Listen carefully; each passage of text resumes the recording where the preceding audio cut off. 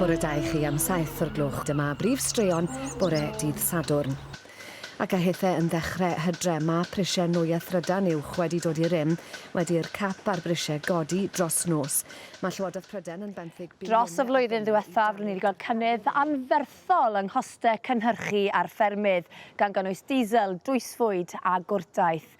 Ac o fis yma ymlaen, un peth arall sy'n mynd i effeithio ar bob un ohono ni, yn enwedig ffermwyr, yw prisiau ynni. Ar gyfartaledd, mae biliau ynni rhai ffermwyr eleni wedi codi hyd at 400%.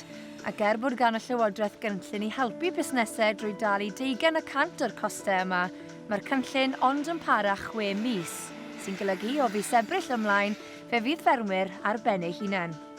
Mae Eldon Thomas yn godro 150 y wartheg yma'r fferm gloddaeth isaf ym Mae Penrhyn ger Llandudno, ac yn poeni'n arw am y sefyllfa. Mae trydan di treblu digon agos mewn yn y blwyddyn. Athon ni allan o contract mis Chwefror llynedd, ac ath o fynd o 11,000 y flwyddyn i fyny at 30. Mae'r Llywodraeth newydd gyhoeddi 20% o gymorth tuag at prisiau ynni. Faint o wahaniaeth mae hwn yn mynd i wneud eich ffarm chi? Mae'n arferthol wahaniaeth blaw ond am 6 mis, dwi'n meddwl, os dwi'n iawn, mae'n para. Be sy'n digwydd yn y 6 mis nesaf? Os yn codi eto, mae costau ni'n mynd i fyny, sa'n rhaid ni gael fwy am y llaeth. Faint o wahaniaeth yn ariannol mae'r 40% yma mynd i gwneud eich busnes chi? Mae'n safio tua 12,000 y flwyddyn, sy'n swm mawr i'r ffarm fatha ni. Mae pris diesel di treblu, so da ni ond yn defnyddio tractors pen fo'r rhaid i trio safio chydig. Mae fertiliser di mynd o 250 y tunnell flwyddyn dwytha i 1,000 o ben eleni, a maen nhw'n sôn am 1,300 flwyddyn nesaf os di o'r gael. So, da ni wedi torri lawr, da ni wedi defnyddio hanner be ni wedi defnyddio llynedd. Blaw mae hyn yn effeithio faint o fwyd sgynnon ni'r gwartheg. Yn y short term, dwi'n yn gwybod beth sy'n mynd i ddigwydd efo prisiau i gyd. Bod pris llaeth hefyd wedi codi'n sylweddol, dyw hyn ddim o reidrwydd yn golygu mwy o arian i'r ffermwyr. Mae pris llaeth rwan, y pris ychydig mae'n roed i bod, sy'n 49 ceiniog. Y litr? Y litr. Blaw, mae'r costa di mynd mor arferthol, maen nhw yn bita mewn i'r pris llaeth na. So ar y funud, da ni'n neud llai o arian na oedden ni ar 27 ceiniog y litr. Mae hwnna yn angredadwy? Bo i fod yn deg, i'r fferm llaeth fatha Glambia da ni'n gwerthu, mae nhw eisiau gwerthu y caws i pobl eraill. Mae'n galed i gael nhw i dalu gymaint mwy amdano fo. Faint o laeth i chi yn disgwyl allan o bob uwch? Ar y funud, da ni'n disgwyl cael 7,500 i 8,000 o litrs y flwyddyn gen bob uwch.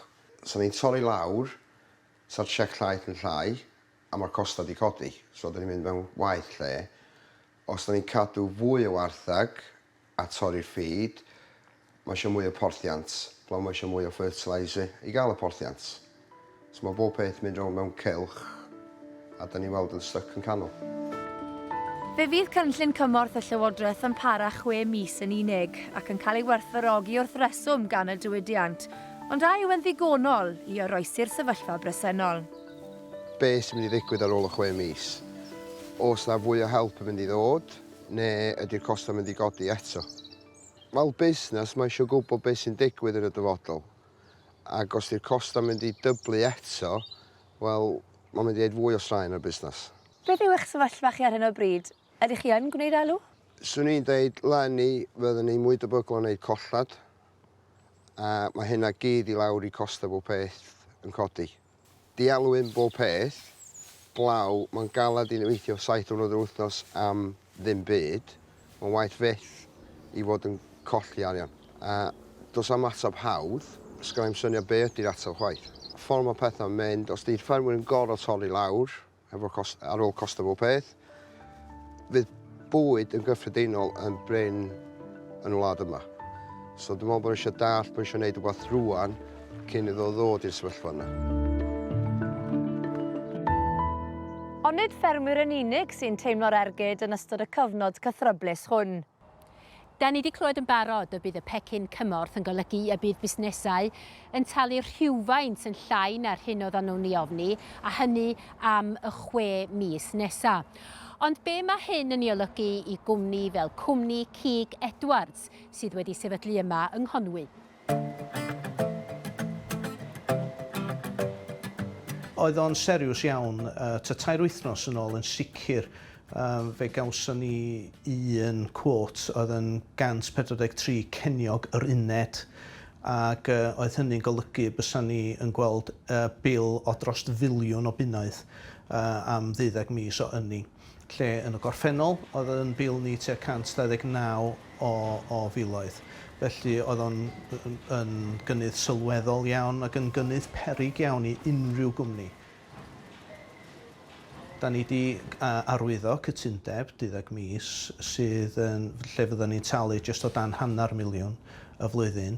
Felly mi fydd yn biliau ni wedi codi o 2,500 i tua 9 i 10,000 yr wythnos, sydd yn sylweddol. Yn amlwg, da ni'n falch iawn bod y Llywodraeth wedi camu fewn bellach ac yn cynnig cymorth am gyfnod o 6 mis. Ond 6 mis ydi o, a mae 6 mis yn gyfnod byr i unrhyw fusnes. So ni'n hoffi os fysa'r cymorth yna am 12 mis, fel bod yna bosib i ni roed planio o well i'r dyfodol felly. Sut mae unrhyw gwmni yn mynd i oresgyn hyn? Da ni gyd yn yr un cwch yn dydan. Cwsmeriad ni yn yr un cwch hefyd. A beth da ni wedi penderfynu wneud ydy cadw unrhyw godiadau yn prisiau ni, yr lluaswm posib a dweud y gwir, a bod ni fel cwmni yn cymryd lawer iawn o'r baich ychwanegol yma. A dwi'n derbyn eleni y byddan ni fel cwmni yn gwneud llawer iawn llai o gelw, ond dyna mae'n bwysig i ni gefnogi'n cwsmeriad yn yr un modd a maen nhw wedi'n cefnogi ni yn y gorffennol.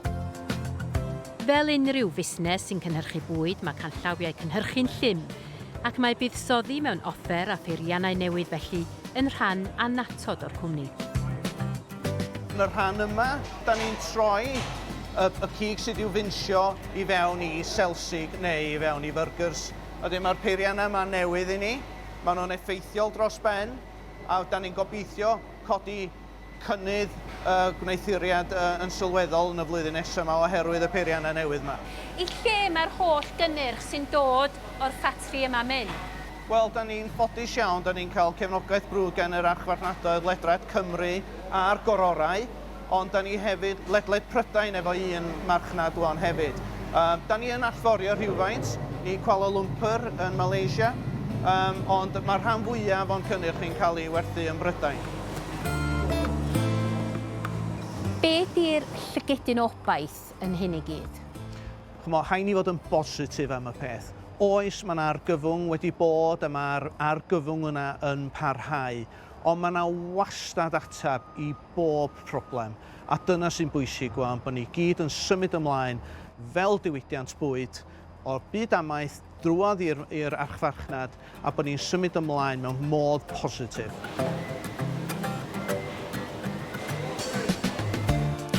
Ar ôl bod yma heddiw yn siarad efo ieuan sydd â dros 20 mlynedd o brofiad o fewn y diwydiant bwyd, mae rhywun yn sylweddoli pa mor argyfyngus ydy'r sefyllfa. Mae unrhyw un sydd yn ymwneud â'r diwydiant bwyd yma yng Nghymru yn mynd i gael ei effeithio bod chi'n ffermio, yn cyflenwi ffermwyr neu yn gwneud bacon a sausages. Mae hi'n mynd i fod yn anodd.